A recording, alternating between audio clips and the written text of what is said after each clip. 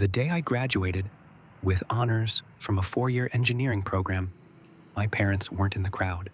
They were at the mall with my sister, buying her a new wardrobe for a vacation they'd been planning.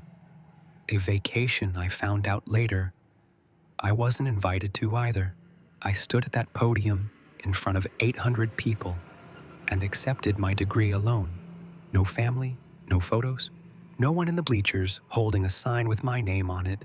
Just me, in a rented gown, shaking the dean's hand, while someone else's mother cried 3 rows back. But what they didn't know, what nobody in that auditorium knew, was that 2 days earlier, I had already made a phone call that changed everything.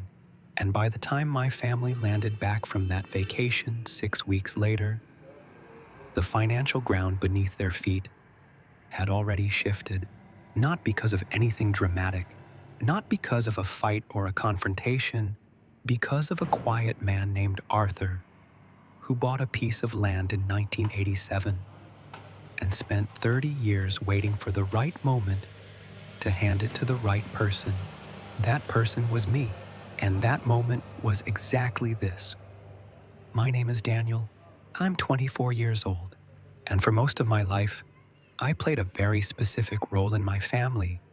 The invisible one, the capable one, the one who didn't need anything because he always figured it out. My sister Kayla is 3 years older than me. She never finished college. She spent the last 2 years moving between jobs that don't quite work out, living at home, borrowing the car, eating whatever's in the fridge, and somehow always needing just a little bit more than whatever she already had. I don't say that with cruelty. That's just the shape of her life.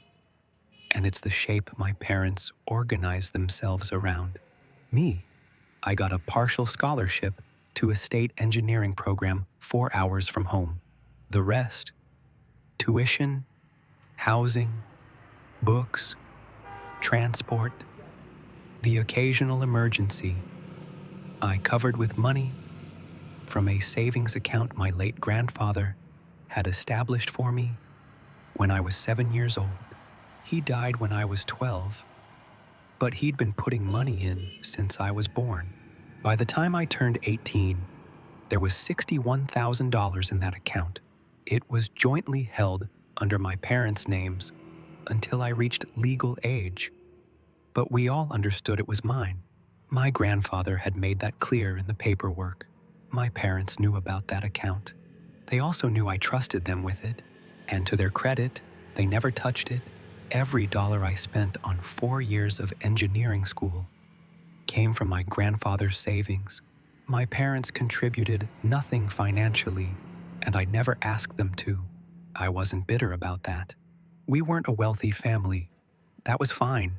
What wasn't fine was something subtler, something that built up slowly over 4 years of coming home for holidays and dinners, and watching myself become increasingly irrelevant to the daily rhythm of my own family. Every conversation circled back to Kayla, her situation, her problems, her plans that kept changing. I was the one who had a plan. I was the one executing it. So naturally, in the logic of that household, I needed the least attention. I used to joke to my roommate Marcus that I could disappear for 3 months and my parents wouldn't notice until someone had to co-sign something. He told me that wasn't funny. He was right. It wasn't. My graduation was scheduled for a Saturday in May. I sent the details home in February.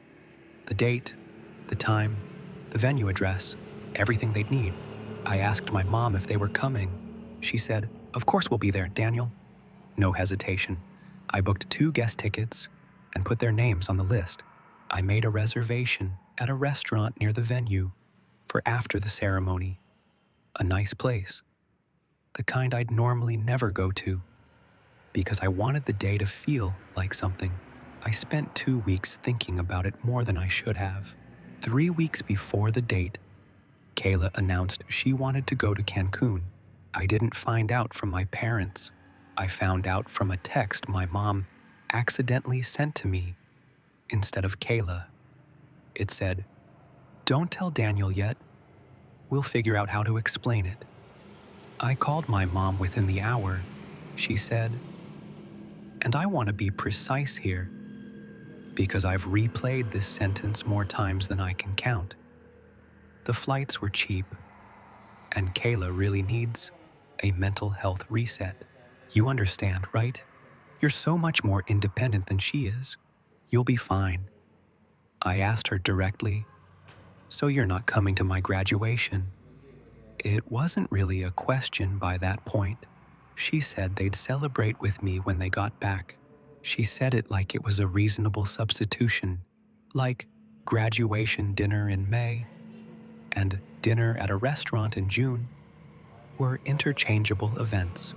The trip was booked for the exact week of my ceremony. They'd be flying out 2 days before and returning 5 days after. My graduation, 4 years of a degree I'd funded myself, that I'd shown up for every single day without anyone asking whether I was okay or needed anything. And they were going to miss it to take my sister to a beach. I said okay. I said it the way I always said okay to things in that family, quickly and without making anyone feel bad about it. But I wasn't okay. That night I sat in my apartment and opened my banking app and looked at my grandfather's account, the joint account that still had my parents listed as holders, because I'd never gotten around to removing them after I turned 18. The balance was $4,200. That's what remained after 4 years of tuition payments and rent and groceries and every other thing I'd handled alone. I sat there looking at that number for a long time, and then I remembered something. There was a secondary document my grandfather's attorney had mailed to me when I turned 18. I'd filed it with some other paperwork and not fully read it. I went looking for it. My grandfather, Arthur, was not a sentimental man by most visible measures. He was a retired civil engineer who had spent 40 years working on infrastructure projects, roads, drainage systems, municipal contracts. He wore the same 3 shirts in rotation for most of my childhood. He drove a truck with 200,000 miles on it. He didn't talk much. He communicated almost entirely through presence, through showing up, through sitting next to you while you worked on something, through fixing things without being asked. He loved me in the way quiet men love the people they recognize in themselves, without announcement, but with extraordinary precision. I was 12 when he died. After the funeral, going through some of his desk drawers, I found a sealed envelope with my name on it. Inside was a handwritten letter on the back of a piece of graph paper. He said, "The savings account is for your education, so that no one can hold money over you while you're trying to become something. But the real thing I'm leaving you is in the trust document. Read it when you're ready, and not before." I put the letter in a box. I was 12. I didn't understand what a trust document was. I didn't look for it. 6 years later, the night my mother told me they weren't coming to my graduation, I found that box under my bed and pulled out the envelope. I read the letter again. Then I found the trust document. My grandfather had established a revocable living trust sometime in the mid-90s. Inside, it was a specific provision I had never heard anyone in my family mention. Upon my completing a 4-year undergraduate degree, ownership of a commercial property he had purchased in 1987, a small storage unit complex on the edge of our town, 16 units, sitting on just under 2 acres of land, would transfer entirely and solely to me. Not to my parents, not to be divided with Kayla, solely to me. The property had been generating rental income for years, managed by a property firm called Garrett and Associates. They had been sending quarterly statements to an email address my grandfather had created for me when I was a child, an address I'd never actually used, that I'd forgotten existed until I found the login credentials paper-clipped to the back of the trust document I logged in that night. There were 47 unread quarterly statements going back over 11 years.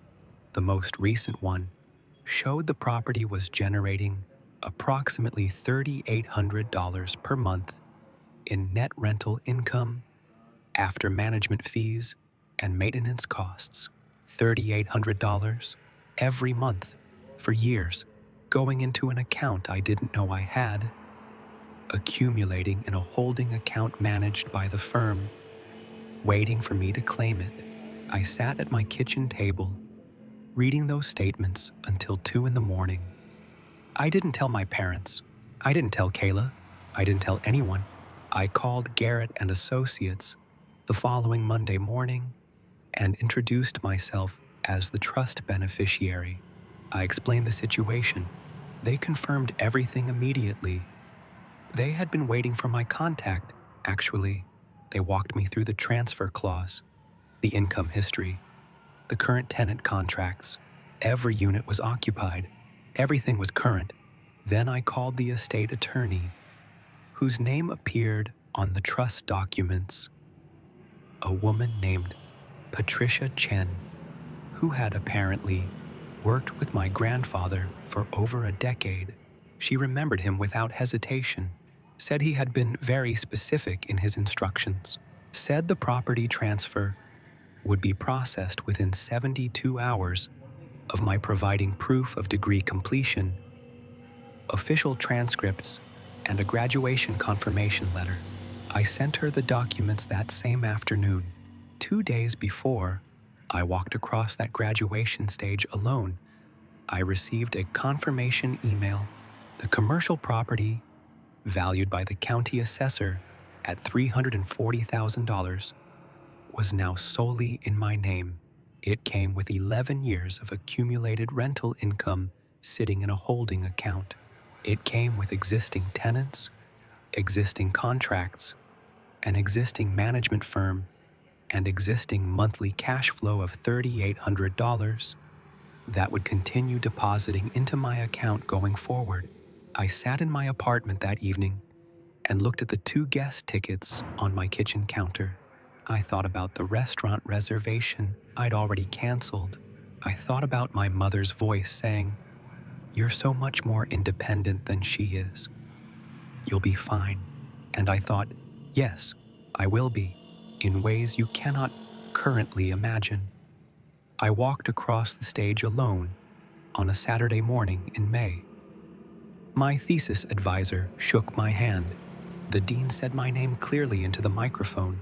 I accepted the diploma and looked out at the crowd, at the bleachers full of families, parents holding phones up, grandparents in the back rows with the 2 big zoom lenses, a few people already crying before their person's name was even called. The 2 seats I had reserved were occupied by someone else's parents, a couple in their 60s who had apparently arrived late and sat where they could find space. When the dean said my name, they didn't know it wasn't their kid, so they clapped anyway. I almost laughed.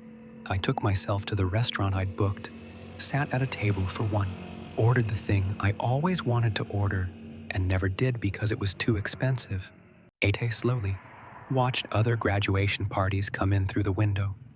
Big tables, multiple generations, someone's uncle already ordering the 2nd bottle of wine before the appetizers arrived. It wasn't sad. I want to be honest about that.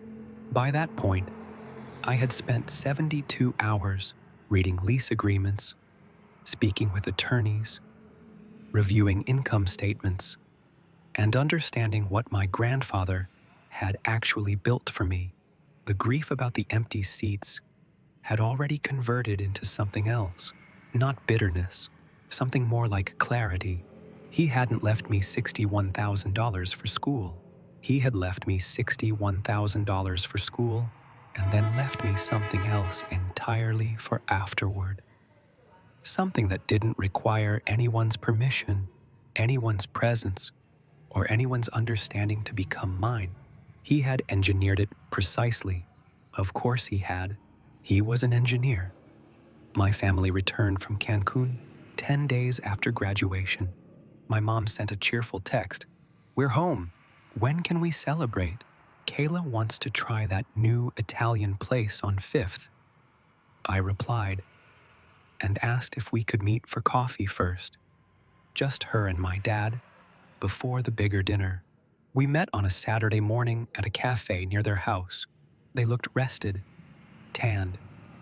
My mom showed me photos on her phone. The hotel pool, the beach, Kayla in a new sundress with a drink in her hand, smiling the way she smiles when someone else is paying. I looked at every photo. I asked how the food was. My dad said it was fine, a little overpriced, but the weather was perfect. Then he leaned back in his chair and asked, "So how does it feel? Big engineer now?" I said it felt good, actually. I said I'd had some time to think while they were gone. I said that Grandpa's trust had finalized when I graduated, that there was a property transfer clause he'd set up years ago, and that it had processed 2 days before the ceremony. The table went quiet in the specific way tables go quiet when everyone suddenly understands that something important is happening and nobody is quite ready for it. My dad said, "What property?" I told them everything. The storage complex, the 16 units, the $3,800 a month, the $340,000 assessed value, the 47 quarterly statements I'd found waiting in an inbox I'd never opened, the attorney, the confirmation email, the transfer date. My mother's face moved through several expressions I'd never seen on it before.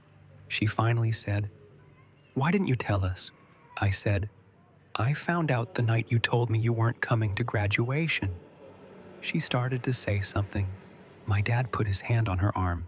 Then my dad said, quietly, in the voice he used when he was trying to be careful, "Daniel, we should talk about this. As a family, your sister," I said, "my sister has 2 parents who just took her to Cancun instead of watching me graduate. She'll be fine." I put $40 on the table for the coffees and stood up.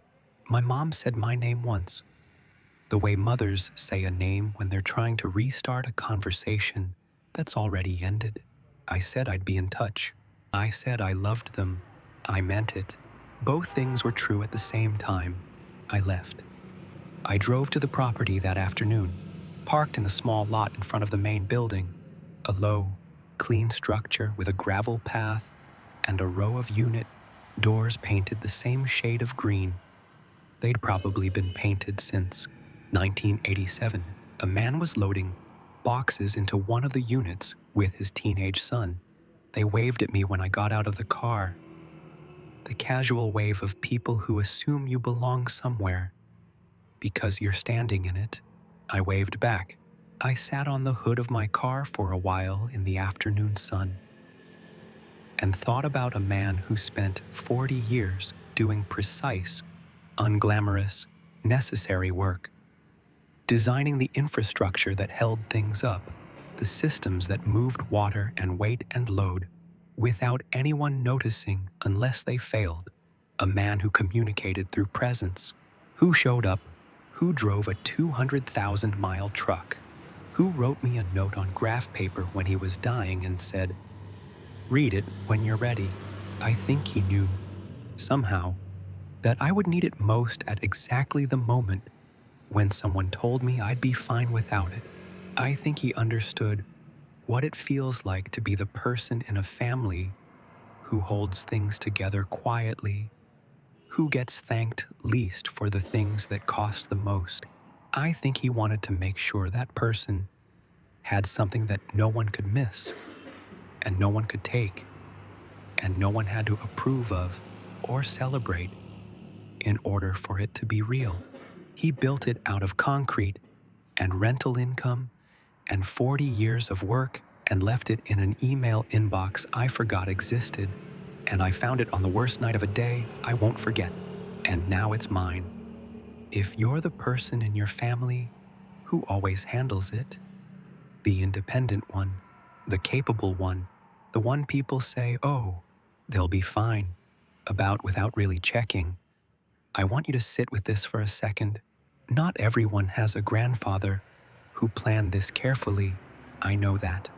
But I think some of you know the feeling of being the person in the room who gets the least credit for costing the most. And I think some of you are waiting for someone to notice. I stopped waiting, not dramatically, not with a speech or a confrontation or a door slammed, just quietly, in a parking lot on a Tuesday afternoon, sitting on the hood of my car while a man and his son loaded boxes into a storage unit on land that belonged to me. My grandfather understood something about the world that took me 23 years to learn, that the most powerful things are usually the ones no one sees coming. Subscribe if this story meant something to you. Comment what you would have said at that coffee table, and I'll see you in the next one.